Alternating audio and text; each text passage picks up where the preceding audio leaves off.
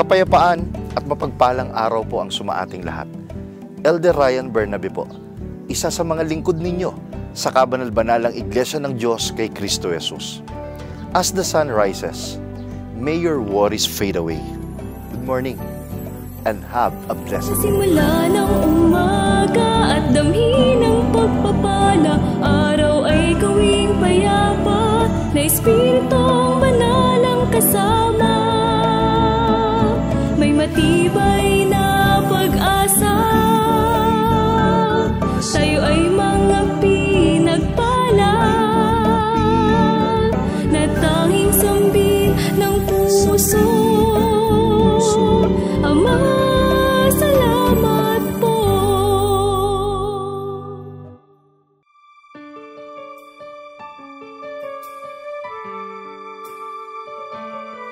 A blessed day to all. Isang pinagpalang araw ang sumaatin pong lahat.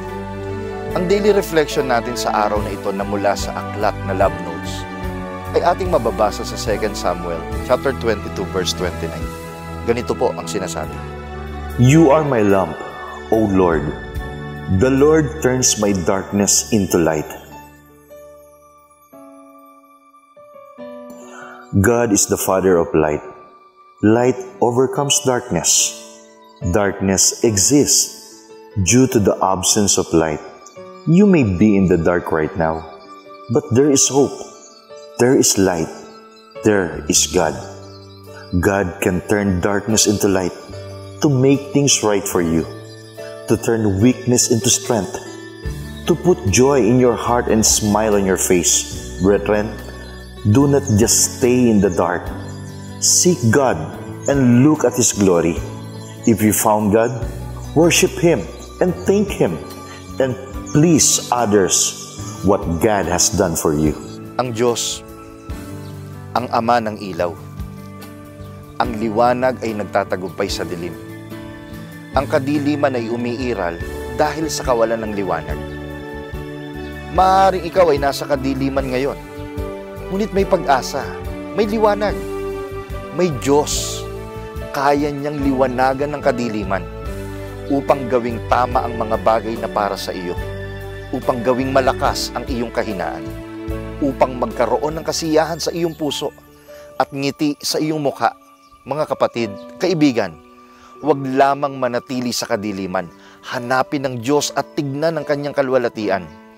Kung natagpuan mo ang Diyos, sambahin mo siya, pasalamatan natin siya, at ibahagi sa iba kung ano ang ginawa ng Diyos para sa iyo. Gawin natin ito at mapapatunayan natin ang isang katotohanan sa ating buhay na siyang nilalaman na mensahe ng awit na, Panginoon, Ikaw ang aking lahat-lahat.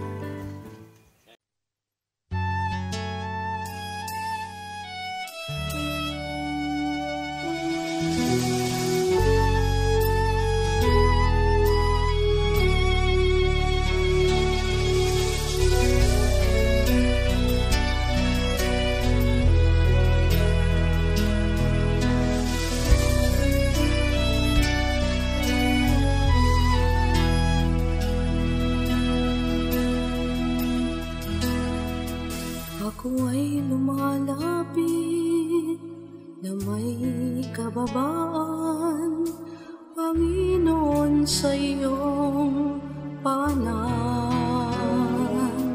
Ipinasasakupang buong sarili at ang aking kalooban sa lahat ng ibig mo at anuman ang kapasyahan. Dumudulog na sa lahat ng bagay, ako ay iyong gabayan.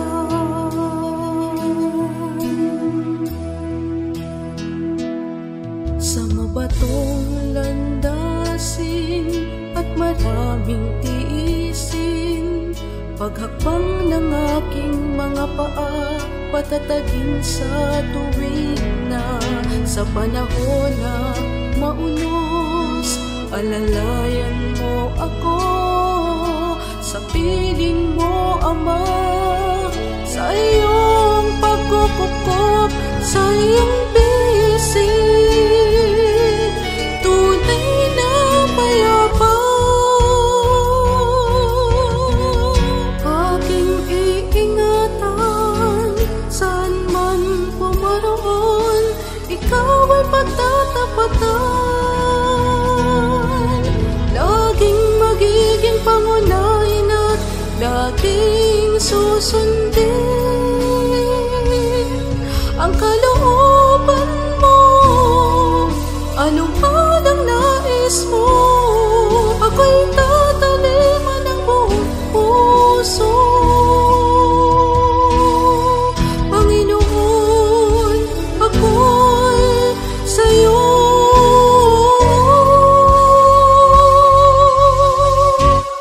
Nagtitiwala sa iyong kapangyarihan, nagtitiwala sa iyo ng lubusan. Hawakan nawa ang aking puso't isipan. Panginoon, ikaw ang aking kailangan. O Panginoon, ikaw ang aking lahat-lahat. Ikaw ang aking kalakasan. Ilawan mo ako sa bawat araw,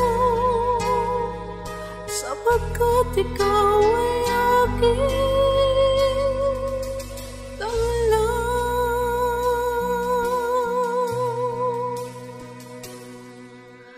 Ako'y tataliman ng buong puso, Panginoon, ako'y sa'yo.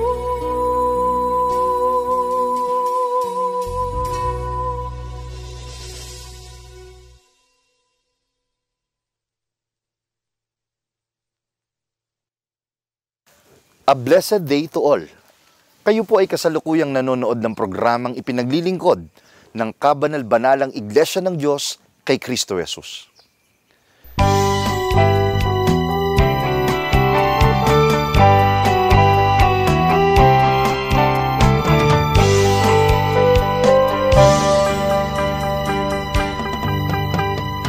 Narito po ang concluding episode na maganda po nating topic sa Youth Worshiping God. Ang episode na pinamagatang ang 10 dahilan kung bakit hindi mo imposibleng maipasa ang board exam. Atin pong panoorin. Kapayapaan po ang sumaating lahat. Ako po ang inyong lingkod, kapatid na Hannah Thea Manangan. Muli po ninyong matutunghayan ang isa na namang makabuluhang pagtatanghal sa segment na ito, ang Youth Worshiping God.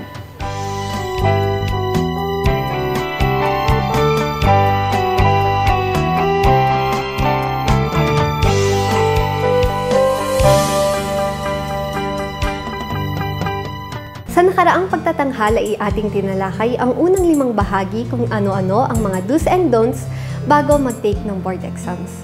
Excited na ba kayong malaman ang mga huling bahagi? Tayo na po at ating tunghayan ang aming pagtatanghal na pinamagatang ang 10 dahilan kung bakit imposibleng hindi ka makapasa sa board exams. 6. Pagsamba. Sa totoo lang, ito ang pinaka-importanting part na hindi mo dapat ma-miss out. Ang ipagtagubilin ang lahat ng bagay sa Kanya. Tama, nakapag-review ka, may mga notes ka, pero iba pag He got your back. 7. Sikap mission. Panalangin. 7 times a day, I praise you for your righteous laws. Psalms chapter 119, verse 164. Subok na ito kung paano kakapangyarihan ang panalangin. God knows your plans. God knows your heart's desire.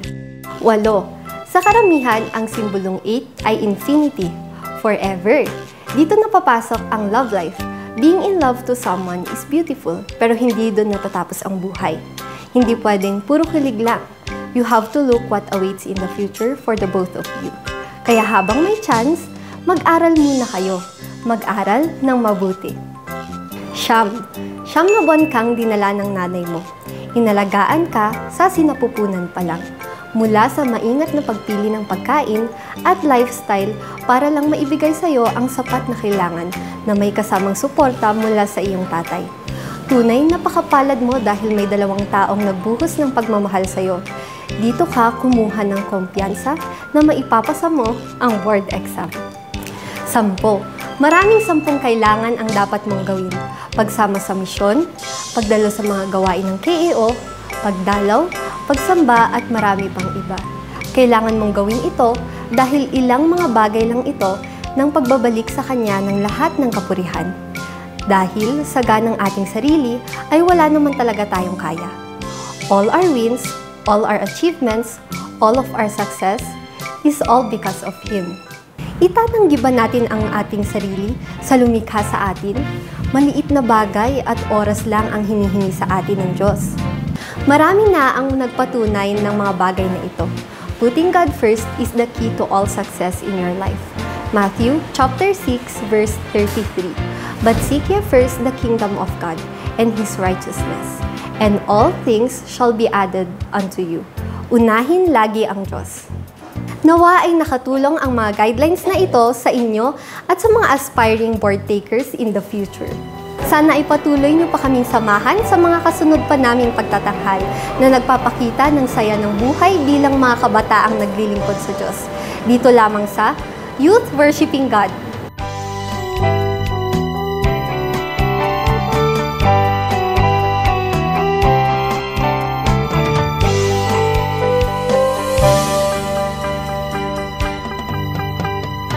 Mga kapatid at kaibigan, maraming salamat po muli sa pagtangkilik ninyo sa pagtatanghal na ito. Maligayang panonood po sa mga kapatid ng Kabanal-Banalang Iglesia dyan sa Palawan at sa kanila pong tagapangasiwa, ang kapatid na Isagani Tolentino. Salamat din po sa lahat ng kapatid na nag-share ng link ng ating telecast at sa lahat ng nanonood na hindi pa namin kakilala sa kasalukuyan. Sumainyo nawa ang biyaya ng Panginoon sa panibagong araw na ito. At sana ay makasama namin kayo sa muling pagtatanghal ng programang Blessed Day.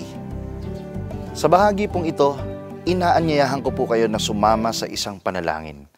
Atin pong pasalamatan ng Panginoon at ipagtagubilin ang panibagong araw na ito na ating lalakaran. Manalangin po tayo. Panginoon naming Diyos na makapangyarihan sa lahat, muli po sa naipagpatuloy na mga kaalaman para sa kapakanan ng maraming kabataan, hindi lang sa loob ng iyong bayan, kundi sa lahat ng mga kabataang nangangailangan sa iyong patnubay at tulong. Sana po ang mga aral na kanilang napakinggan ay kanila pong napakinabangan. At ito po ay maibahagi po nila. Marami mang sitwasyon sa kanilang buhay na lumilikha sa kanilang isip na hindi nila maipagtatapos o maipagtatagumpay ang anumang exam sa kanilang pag-aaral.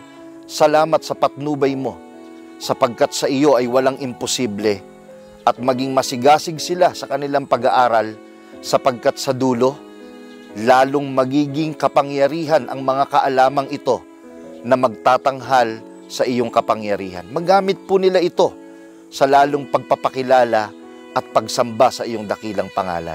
Dalangin namin ng lahat, Ama, sa pangalan mong Kristo Jesus na aming tagapagligtas. Amen. Maraming salamat po sa inyong pagtangkilik sa palatuntunang ito ng Kabanal-Banalang Iglesia ng Diyos kay Kristo Jesus. Kung nais po ninyong mapanood ang iba pa naming programa, mag-subscribe sa ating YouTube channel na The Most Holy Church at bisitahin ang aming Facebook fanpage na MHC Media. Upang lubos po ninyong makilala ang Kabanal-Banalang Iglesia ng Diyos kay Kristo Jesus, bisitahin ang ating official website na www.mostholychurch.com. Para naman po sa inyong katanungan, prayer request o libreng Bible study sa inyong tahanan, i-post lamang ang kahilingan sa comment section ng programang ito. Maaari din po kayong tumawag o mag-text sa mga sumusunod na numero. Sa Smart o Talk and Text, 0909-555-5009. Sa Globe o TM, 0917-383-0454. Sa Dito SIM, 0991-419-2027. At sa landline, 8255-6949 o 8553-0946. Maraming salamat po.